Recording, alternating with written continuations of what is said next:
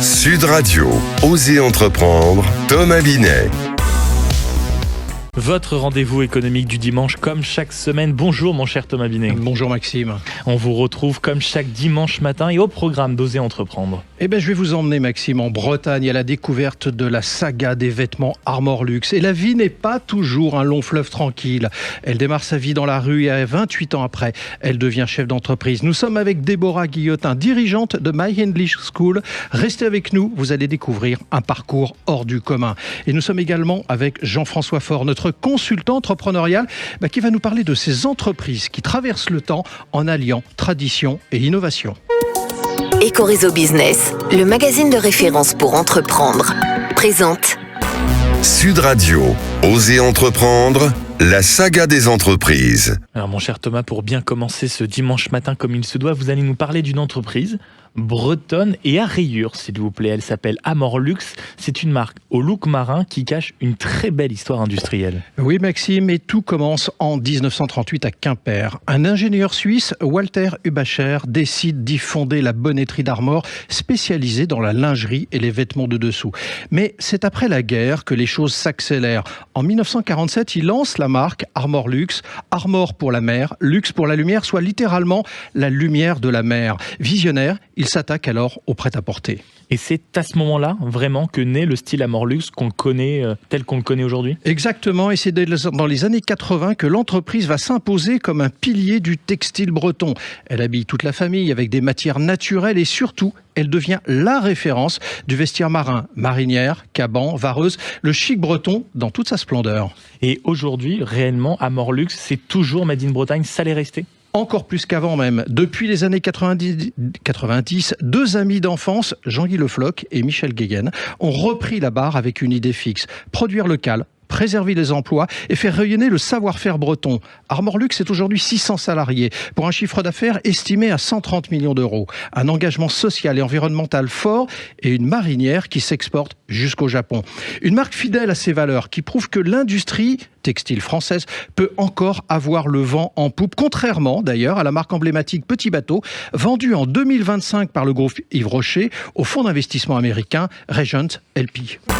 Sud Radio, Osez entreprendre, l'invité. Et mon cher Thomas, nous sommes avec Déborah Guillotin, qui est votre invitée. C'est la présidente de My English School, qui est un organisme de formation à l'anglais, non seulement pour les particuliers, mais aussi pour les entreprises. Bonjour Déborah Guillotin. Bonjour, merci de me recevoir. Votre maman était SDF. Elle vivait de maison en maison. Votre vie commence dans la précarité et l'angoisse du lendemain jusqu'à l'âge de vos 5 ans et demi. Ce sera votre quotidien. En effet. Comme ça commence votre vie. C'est exactement comment commence ma vie, qui est une angoisse qui m'a suivie aussi pendant de longues années. Mais c'est surtout... En fait, le fait qu'elle soit dans une cabine téléphonique, je ne sais pas combien de temps on y est resté, mais c'est un fait, nous avons vécu dans une cabine téléphonique, oui. Alors justement, vous dormirez d'ailleurs dans des cabines téléphoniques parce que votre maman sera à l'extérieur, vous à l'intérieur pour vous protéger, et aussi il faut 2 places probablement.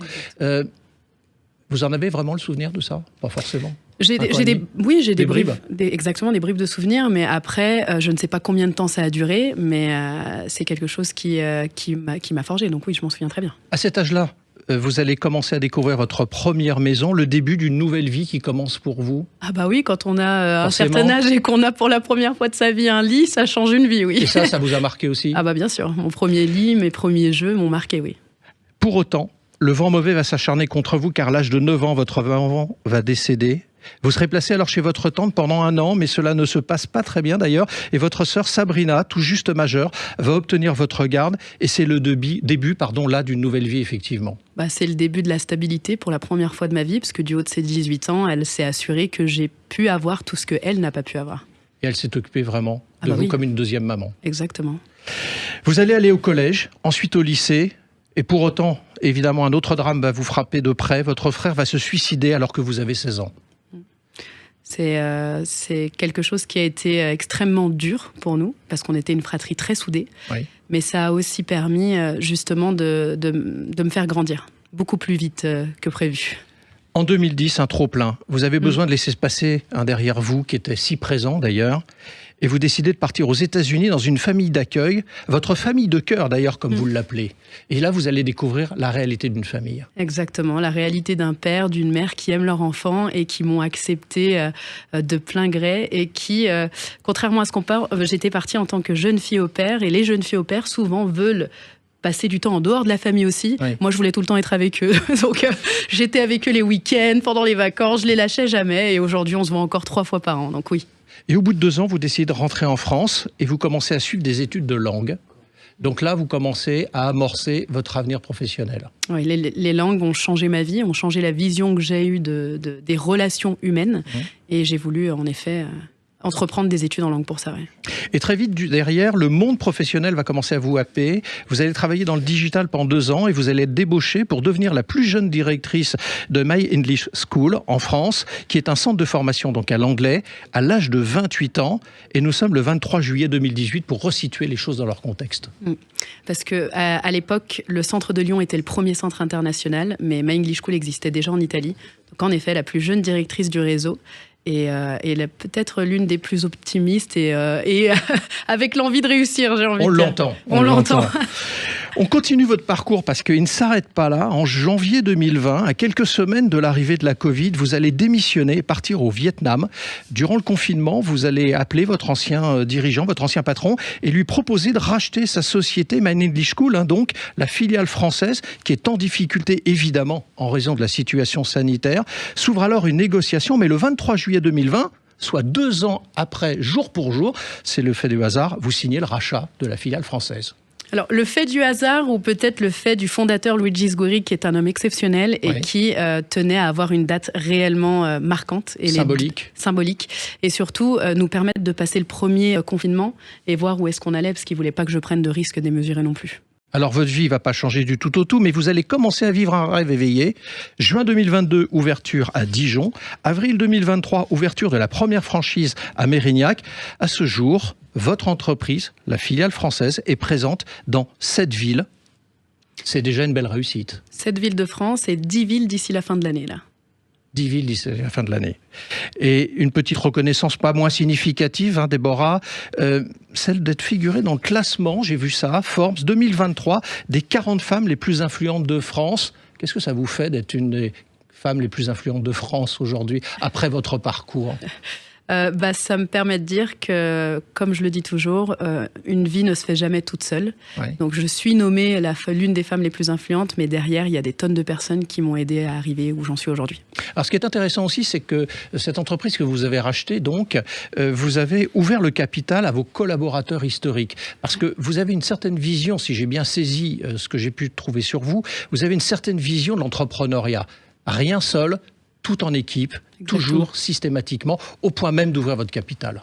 Au point même de leur donner des parts, parce qu'au moment où j'ai eu besoin d'eux, ils étaient là. Au moment où j'ai eu besoin d'eux et que je ne pouvais pas payer de primes, ils étaient là. C'était après la Covid, hein, quand vous rachetez, c'est ça ? C'était au début de votre Quand on a aventure. Racheté, Donc ils ont vraiment mis tout de côté pour aider la société à s'en sortir. Donc aujourd'hui, comment est-ce que je pourrais vivre quand la société va bien, en les regardant droit dans les yeux, sans leur donner un bout de ce qu'ils ont aidé à construire ? Si j'osais, je vous dirais que si la résilience avait un visage, vous pourriez être ce visage. Est-ce que vous êtes d'accord ?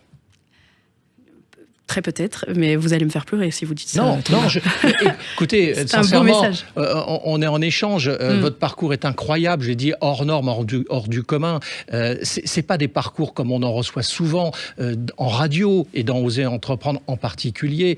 Cette capacité à surmonter toutes les épreuves personnelles et professionnelles, parce que racheter une entreprise en plein Covid, enfin à l'issue de la Covid, c'est quand même quelque chose aussi. Il faut oser.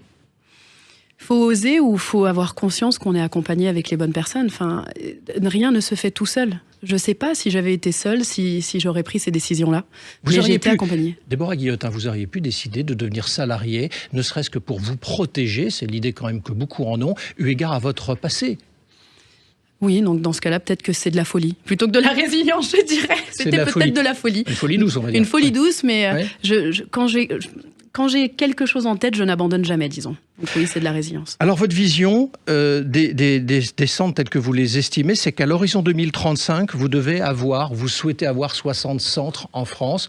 Donc c'est une grosse expansion au égard à ce que vous représentez aujourd'hui. Normalement, si tout se passe bien, fin d'année prochaine, on est déjà une quinzaine. Et Maïs, au-delà de l'anglais, pourquoi c'est de l'anglais ? C'est parce que c'est une langue qui permet en fait de remettre toutes les barrières sociales à zéro.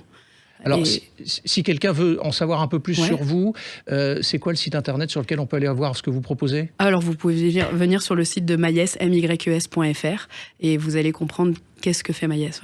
Oui, donc c'est principalement de l'anglais, hein, on est d'accord. En particulier, beaucoup de social aussi. Beaucoup de on a social. des centres en présentiel physiques qui permettent justement de recréer le lien. Merci à vous, Déborah. C'est moi qui vous remercie. Merci beaucoup, Déborah Guillotin, d'être passée du côté d'Oser Entreprendre. Et je rappelle donc que vous êtes la présidente de cette belle entreprise dont on vient de parler, My English School. Sud Radio, Oser Entreprendre, les essentiels de l'entrepreneuriat. Pour clore ce premier rendez-vous économique, mon cher Thomas, on va s'intéresser à ces entreprises qui semblent immuables, enracinées dans la tradition, mais qui pourtant continuent d'innover et de réussir. Et il y a sans doute, si on réfléchit bien, un petit secret derrière cette alchimie. Et avec Jean-François Faure, entrepreneur, investisseur, vous allez nous en parler. Oui, absolument, Maxime. Jean-François, soyons honnêtes, on va se poser quand même quelques questions avec vous ce dimanche matin. Mais personne ne veut que le goût de son champagne préféré change. Je vais prendre quelques exemples très concrets. Ni que le stylo bic que j'ai en main, par exemple, passe au numérique. On cherche probablement toujours la même sensation pour se rassurer. On est bien d'accord. Du coup, tradition et innovation, ça serait pas un peu antinomique, Jean-François ? Ah, vous avez raison, Thomas, mais certaines entreprises ont trouvé l'équilibre parfait entre passé et présent, entre tradition et innovation. Vous parlez de Bic, justement. Le 4 couleurs est clairement une icône émotionnelle. Mais en 50 ans, ils n'ont pas réinventé leur stylo, ils ont réinventé la manière dont on se l'approprie pour écrire. Regardez aussi Michelin, ils fabriquent toujours des pneus, mais ils ont fait de leur tradition une force d'innovation. Du guide Michelin aux pneus connectés, leur fil conducteur reste le même, accompagner la mobilité avec les outils de chaque époque. Mais alors, comment on fait pour innover sans se trahir et sans trahir sa marque ? Alors, vous voyez, le vrai secret n'est pas dans le produit, mais dans ce qu'il symbolise. Ces entreprises ont compris que leur force, ce n'est pas ce qu'elles fabriquent, mais ce qu'elles incarnent. Elles ne vendent pas un objet, mais une expérience, une promesse, une continuité. Bon, d'accord, mais toutes ces entreprises parlent de leurs valeurs, c'est souvent leur communication d'ailleurs qui est mise en avant de cette manière, de leur héritage, mais très peu réussissent à le faire vivre. C'est quoi la différence ? C'est qu'une question de communication, comme j'ai commencé à vous le dire, ou c'est plus profond que ça, Jean-François ?